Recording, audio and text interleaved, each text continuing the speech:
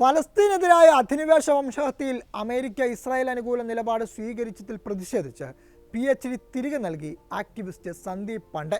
Berklee university of കാലിഫോർണിയയിലെ PhD ആണ് പാണ്ഡെ തിരികെ നൽകിയത്. ഗസ ആക്രമണത്തിലുള്ള US-ന്റെ പങ്കിനെതിരെയുള്ള പ്രതിഷേധത്തിന്റെ ഭാഗമായി രമൺ മക്സസെ അവാർഡ് തിരികെ നൽകാനുള്ള തീരുമാനം ജനുവരിയിൽ പാണ്ഡെ പ്രഖ്യാപിച്ചിരുന്നു. 2002 പാണ്ഡെക്ക് മക്സസെ അവാർഡ് ലഭിച്ചത്. സിറാക്കൂസ് സർവകലാശാലയിലെ തൻ്റെ ഇരട്ട MSc ഡിഗ്രിയും പാണ്ഡെ തിരികെ നൽകിയിരുന്നു. ഗസ ആക്രമണങ്ങളിൽ പ്രതിഷേധിച്ച് തന്നെയായിരുന്നു ഈ നടപടിയും. ഇസ്രായേൽ ഫലസ്തീൻ യുദ്ധത്തിൽ US-ന്റെ പങ്ക് തീർത്തും അപലപനീയമാണെന്ന് സർവകലാശാലകൾക്ക് എഴുതിയ കത്തിൽ പാണ്ഡെ പറഞ്ഞു.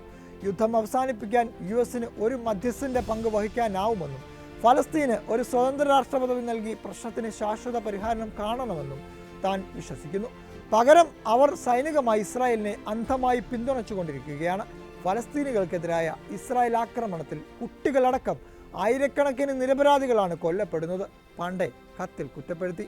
ജനാധിപത്യത്തിനും മനുഷ്യാവകാശത്തിനും വേണ്ടിയാണ് US നിലകൊള്ളുന്നതെന്ന് വിശ്വസിക്കാൻ പ്രയാസമാണെന്നും അദ്ദേഹം കൂട്ടിച്ചേർത്തു. ബെർക്ലിയിലെ കാലിഫോർണിയ യൂണിവേഴ്സിറ്റിയുടെ എല്ലാ രേഖകളിൽ നിന്നും തൻ്റെ പേര് നീക്കം ചെയ്യാൻ പാണ്ഡെ അഭ്യർത്ഥിച്ചു. താൻ ഇരട്ട MSc ബിരുദം നേടിയ സിറാക്കൂസ് യൂണിവേഴ്സിറ്റിയോടും അദ്ദേഹം സമാന അഭ്യർത്ഥന നടത്തി. നേരത്തെ ബ്രിട്ടീഷ് സർക്കാരിൻ്റെ ഇസ്രായേൽ അനുകൂല നിലപാടിൽ പ്രതിഷേധിച്ച് designer Katharine Hamnett British Empire commander of the order CBE ബഹുമതി പരസ്യമായി ഉപേക്ഷിച്ചിരുന്നു. ബ്രിട്ടൻ സർക്കാരിൻ്റെ നടപടിയിൽ ശക്തമായ പ്രതിഷേധം രേഖപ്പെടുത്തിയ ഹാംനെറ്റ് ബ്രിട്ടീഷുകാരിയായതിൽ തനിക്ക് നാണക്കേട് തോന്നുന്നു എന്നെഴുതിയ ടീഷർട്ട് ധരിച്ച് പുരസ്കാരം മാലിന്യ കൂമ്പാരത്തിൽ ഉപേക്ഷിക്കുകയായിരുന്നു. ഇതിൻ്റെ വീഡിയോ സമൂഹ മാധ്യമങ്ങളിൽ പങ്കുവച്ച ഹാംനെറ്റ് പൊതുജനങ്ങൾക്ക് ഈ ടീഷർട്ട് വാങ്ങാനുള്ള വെബ്സൈറ്റ് ലിങ്കും അതിൽ ചേർത്തിരുന്നു. രാജ്യവ്യാപകമായി ഏറെ ആരാധകരുള്ള ഡിസൈനറാണ് ഹാംനെറ്റ്. ഇസ്രായേലിന് ബ്രിട്ടീഷ് സർക്കാർ നൽകുന്ന പിന്തുണയിൽ പ്രതിഷേധിച്ച് UK-ലാകമാനം പ്രതിഷേധ പ്രകടനങ്ങളും ഐക്യദാർഢ്യ സമ്മേളനങ്ങളും നടക്കുന്നതിനിടെയായിരുന്നു ഫലസ്തീനുള്ള പിന്തുണ ഹാംനെറ്റ് അറിയിച്ചത്. റിപ്പോർട്ടുകൾ പ്രകാരം ഇസ്രായേൽ ആക്രമണത്തിൽ ഗസയിൽ ഇതിനോടകം 32,000-ലധികം ആളുകൾ കൊല്ലപ്പെട്ടു. ഗസയിൽ വെടിനിർത്തലിന് ആഹ്വാനം ചെയ്യുന്ന പ്രമേയം തിങ്കളാഴ്ച UN സെക്യൂരിറ്റി കൗൺസിൽ പാസ്സാക്കിയിരുന്നു. ഈ നടപടി വീറ്റോ ചെയ്യാതിരുന്ന US വോട്ടെടുപ്പിൽ നിന്ന് വിട്ടുനിൽക്കുകയായിരുന്നു. ഇത് അടുത്ത സഖ്യകക്ഷിയായ ഇസ്രായേലിനെ ചൊടിപ്പിച്ചിട്ടുണ്ട്.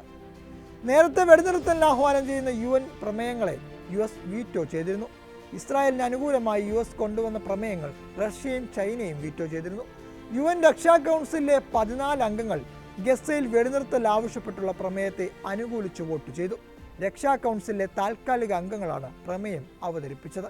ഇതാദ്യമായാണ് സുരക്ഷാ കൗൺസിൽ വെടിനിർത്തൽ പ്രമേയം പാസ്സാവുന്നത്. 10 അംഗങ്ങൾ ചേർന്ന് തയ്യാറാക്കിയ പ്രമേയം മൊസാംബിക്കിന്റെ പ്രതിനിധിയാണ് നിർദ്ദേശിച്ചത്.